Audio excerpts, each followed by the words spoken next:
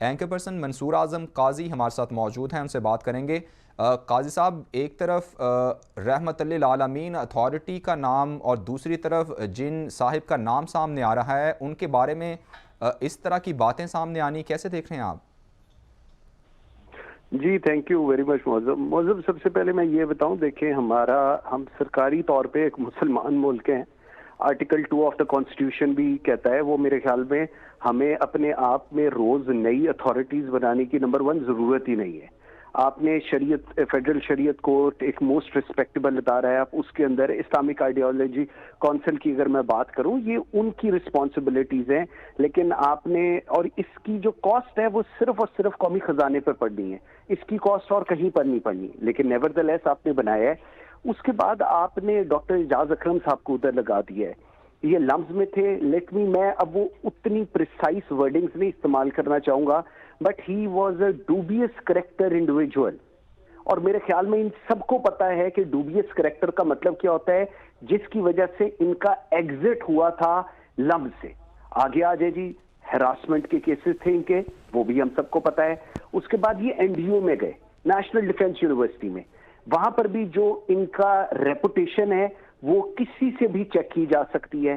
پھر یہ China universities میں بھی گئے اور یہی فیڈ بیک ملا۔ آج سوال یہ ہے کہ آپ نے ڈاکٹر اعجاز اکرم کو لگایا ہے وہاں کا چیئر پرسن، کیا آپ نے ان کی ویٹنگ کروائی ہے کہیں سے؟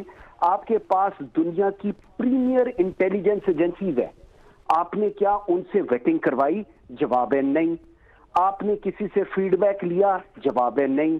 آپ نے ان کے لمز کے، ان کے این ڈی یو کے، ان کی جو باہر کی یونیورسٹیز ہیں ان سے کوئی چیک کیا؟ آپ ایک اتنی پوزیشن کے اوپر ایک شخص کو لگا رہے ہیں، یہ ایک بہت اہم عہدہ ہے، لیکن آپ نے فیڈ بیک آپ کے پاس ہے کوئی نہیں، اور آپ نے ان کو لگا دیا جس کے اوپر آل ٹوگیدر ایک پہلے ہی کوسچن مارک بہت سارے کھڑے ہیں۔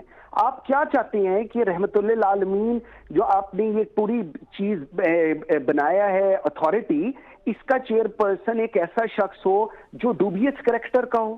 آپ چاہتے ہیں ایک ایسا شخص ہو جس کے اوپر ہراسمنٹ کے کیسز ہوں، ایک ایسا شخص ہو جس کو آپ نے ویٹ نہیں کرایا اور جس کو لے کر پورے ملک کے اندر ایک ایسے جیسے پتہ نہیں کون سی قیامت آ گئی ہے، وہ سچویشن کریٹ ہو گئی ہے۔ اگر میں پھر یہی کہوں گا کہ اگر آپ لوگوں کے پاس اتنی انٹیلیجنس ایجنسیز ہیں جس کی پوری دنیا میں ہم تعریفیں کرتے ہیں، آپ ان سے فیڈ بیک لیں، آپ ان کو بلائیں لوگوں کو اور آپ ان سے پوچھیں، آپ این ڈی یو والوں سے پوچھ لیں، آپ ان یونیورسٹی لمز والوں سے پوچھ لیں کہ جی ہم نے ان صاحب کو اس جگہ پر لگانا ہے، تو آپ بتائیں ان کا فیڈ بیک کیا ہے۔ لیکن جواب یہ ہے کہ آپ نے نہ کسی سے پوچھنا ہے، نہ آپ کو کوئی فیڈ بیک دیتا ہے۔ بدقسمتی یہ ہے کہ جتنے افسران ہیں یا جتنے آپ کے پاس ایڈوائزرز بیٹھے ہوئے ہیں، وہ صرف اور صرف آپ کو ڈیفینڈ کرتے ہیں۔